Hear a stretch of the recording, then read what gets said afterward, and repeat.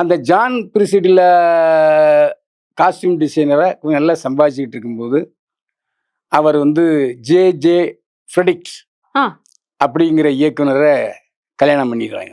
முதல் கல்யாணம் ஆமா, பிரசில்டாவோட முதல் கணவர். முதல் கணவர். Okay okay. ஜோதிகா நடித்த பொன் மகள் வந்தாள் ம் என்கிற தலைப்புல உள்ள படத்தை தான் அவர் டைரக்ட் பண்ணார். 2 பேருக்கும் ஒரு மகன் இருக்கான். இப்படி போகும்போது இவர் கிராஸ் ஆகுறாரு. நம்ம ஆள் இருக்காரு மாதம்பட்டி சிவகுமார், அவர் ஸ்திரீ லோலன், விமனைசர்.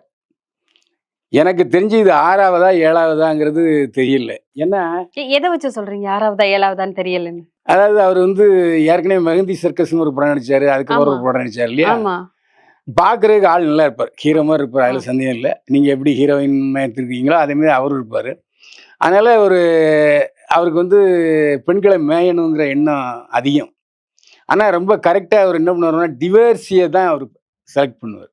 விவாகரத்து ஆனவங்களையே செலக்ட் ஆமாம், பண்ணுவாங்க. ஓகே. விவாகரத்தான பெண்களை மட்டும்தான் செலக்ட் பண்ணி கொஞ்ச நாள் லிவிங் டூரில் இருப்பார், அப்புறம் மாறிடுவார். ம். அப்புறம் 2, 3, 4ன்னு அப்படி போயிட்டு இருந்தது.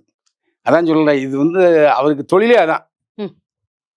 அதாவது சினிமாக்கார பெண்கள் வந்து நம்மளோட ஜாலியாக இருப்பாங்க, கொஞ்சம் பணம் வாங்குவாங்க, அதுக்கப்புறம் போயிடுவாங்க அப்படிங்கிற எண்ணத்தில் தான் ஜாய்பூர் சிட்டிலாவை பிடிச்சிட்டாரு. சரி.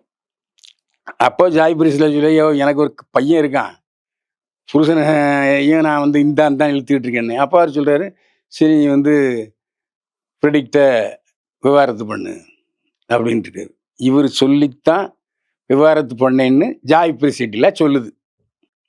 இவர் மாதம்பட்டி சொல்லிதான் அவங்க விவாகரத்து பண்ணதா சொல்றாங்க. ஆமாம்.